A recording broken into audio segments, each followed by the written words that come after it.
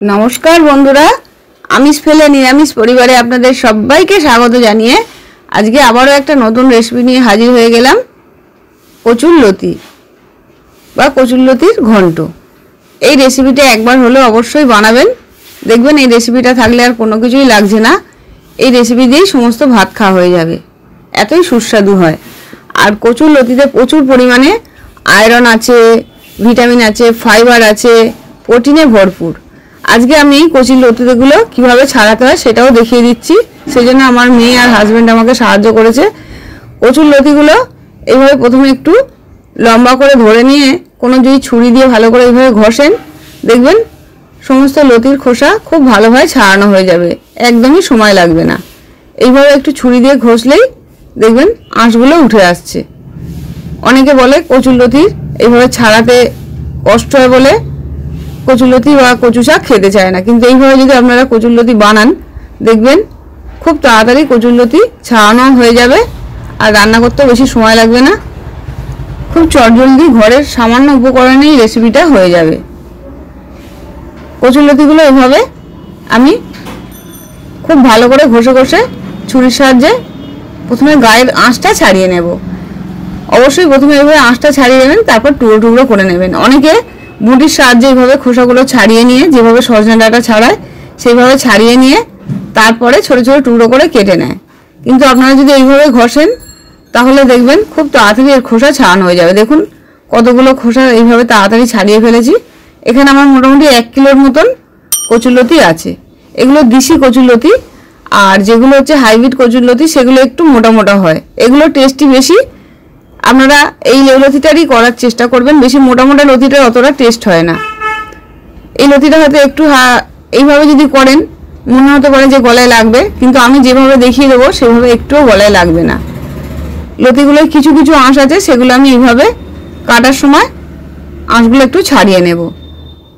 আর দেশি কচুরলতিটা ছাড়াতে একটু সময় লাগে ঠিকই, কিন্তু খেতে এত সুস্বাদু হয়। দেখবেন এই রেসিপিটা দিয়েই সমস্ত ভাত খাওয়া যাচ্ছে। গরম গরম ধোঁয়া ভাতের সঙ্গে এই রেসিপিটা একদম লাজবাব। সমস্ত কচুরলতিটা আমি এইভাবে খুব ভালো করে আঁশটা ছাড়িয়ে নিচ্ছি। যখন ছাড়ানো যাবে না তখন এইভাবে একটু কেটে নিয়ে আঁশগুলো একটু টান দিলেই দেখবেন খুলে আসছে। এইভাবে ছাড়িয়ে ছাড়িয়ে নিয়ে তারপরে এটা আমি ভালো করে ধুয়ে নিয়ে একটু লবণ মাখিয়ে রাখবো। আপনারাও যখন কচুরলতি রান্না করবেন তখন ভালো করে ধুয়ে নিয়ে যদি একটু লবণ মাখিয়ে রেখে দেন 10-15 মিনিটের মতন, ওর গা থেকে একটা আঠা আঠা মতন বেরোবে বা একটু গাটা একটু নরম হয়ে যাবে, আর ওর গা থেকে যে জলটা বেরোবে সেটার জন্য আর গলায় লাগবে না। এইভাবে যদি একবার হলেও বানান দেখবেন আর ওই মোটা মোটা কচুরলতি খেতে ইচ্ছা করবে না, এই সরু সরু দেশি কচুরলতি বেশি টেস্টি লাগবে। সমস্ত লতি এইভাবে আমি ছাড়িয়ে নিলাম আর ছোট ছোট টুকরো করে কেটে নিয়ে তারপরে ফিরে আসছি। কচুরলতি অবশ্যই বাচ্চাদের খাওয়াবেন, বাচ্চারাও দেখবেন এইভাবে যদি বানিয়ে দেন ওরা বুঝতেই পারবে না, আরও খেতে চাইবে। সমস্ত লতিটা কাটা হয়ে গেছে, ধুয়ে নিয়েছি। এবার এর মধ্যে আমি পরিমাণ মতন হাফ চামচের মতন আমি লবণ মাখিয়ে দেব। লবণটা মাখিয়ে 10-15 মিনিট রেখে দেব, গাটা একটু হরহরে হয়ে যাবে। ইচ্ছে হলে তারপরে একটু ধুয়েও নিতে পারেন, কিংবা জলটা ভালো করে ঝরিয়ে নিয়ে ভাপিয়ে নেবেন। 10 মিনিট মতন ভাপাতে 10 মিনিট মতন চাপা দিয়ে রেখে দিয়ে আমি কড়াতে জল বসিয়ে দেবো। জলটা খুব ভালোভাবে গরম হয়ে গেলে লতিগুলো মিনিট 5-এরও একটু কমই ভাপিয়ে নেব। খুব বেশিক্ষণ ভাপাবেন না, তাহলে খুব নরম হয়ে যাবে। অনেকটাই জল বেরিয়ে গেছে। এবার এটা আমি ফুটন্ত জলে দিয়ে দেব। জলটার মধ্যে অল্প একটু লবণও দিয়ে দেব। পরিমাণটা বুঝে আপনারা লবণ দেবেন, যেহেতু আগে লবণ দেওয়া হয়ে গেছিল সেজন্য এখন সামান্য একটু লবণ দিয়ে দিলাম। লবণ দিয়ে এটা মোটামুটি মিনিট 5 মতন ভাপিয়ে নিয়েছি। এবার এটা আমি নাবিয়ে নেব। দেখুন এরকম শক্ত থাকতে থাকতেই নাবিয়ে নিতে হবে। ভালো করে জলটা ঝরিয়ে নিয়ে তারপর রেসিপি আসছি। হয়ে গেছে, জলটা ঝরিয়ে নিয়েছি। এবার গ্যাসে কড়া বসিয়ে দেব। কড়াতে আমি সরষের তেল দিচ্ছি। রান্নাটা অবশ্যই সরষের তেলে করবেন। তেলটা খুব ভালোভাবে গরম হয়ে গেলে তারপরে এর মধ্যে 6-7টার মতন আমি বড়ি নিয়েছি। এটা আমার হাতে দেয়া বড়ি। আপনারা বড়ি রেসিপি দেখতে চাইলে আমার রেসিপির লিঙ্কে গিয়ে অবশ্যই দেখতে পারেন।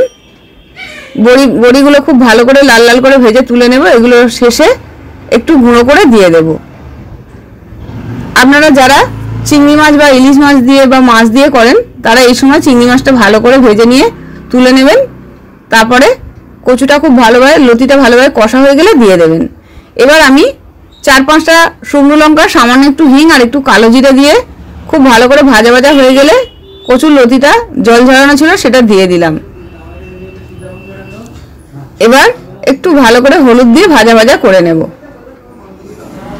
এখন আমি লবণটা দিচ্ছি না, লবণ দিলে একটু জল বেরিয়ে যেতে পারে, যেহেতু কচুর লতিটা একটু শাকের মতন।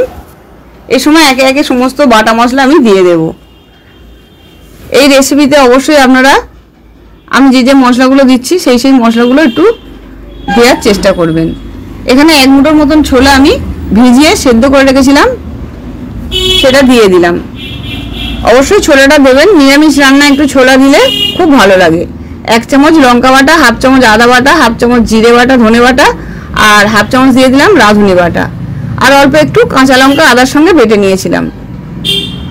আপনারা ঝালটা যেরকম খাবেন সেই অনুযায়ী কাঁচা লঙ্কাটা দেবেন। আমি এখানে 3-4টের মতন কাঁচা লঙ্কা একটু বেটে নিয়েছি, যেহেতু এর মধ্যে একটু কাঁচা লঙ্কার টেস্টটা ভালো লাগে। এবার এই মশলার সমস্ত মশলা মাঝখানে একটু দিয়ে আমি অল্প একটু তেল দিয়ে ভাজা ভাজা করে নিলাম।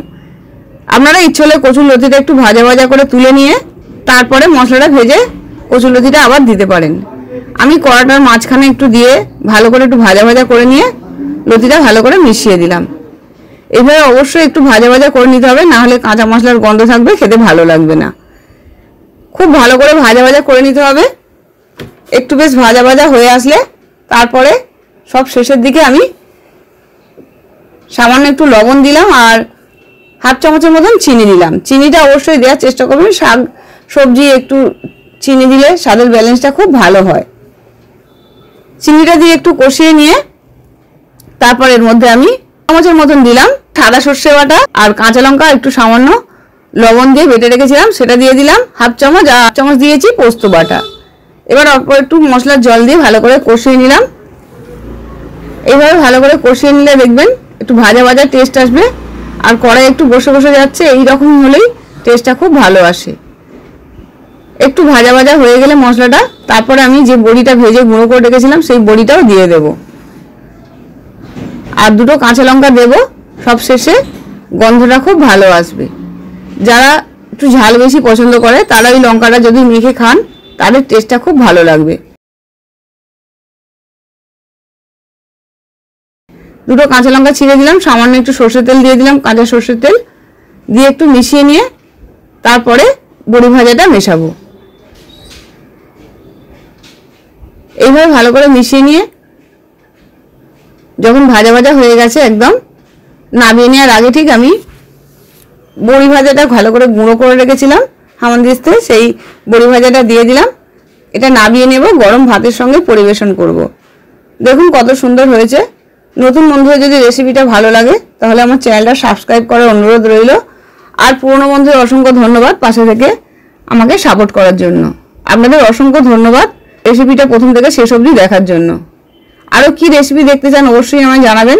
কচুর লতি বা কচু শাকের যদি কোনো রেসিপি দেখতে চান সেটাও অবশ্যই জানাবেন, আর এই রেসিপিটা কেমন হলো সেটাও আমায় জানাবেন। দেখুন কত সুন্দর হয়েছে, দেখতে যত সুন্দর খেতে তার থেকেও বেশি সুন্দর হয়েছে। একবার হলেও অবশ্যই বানাবেন।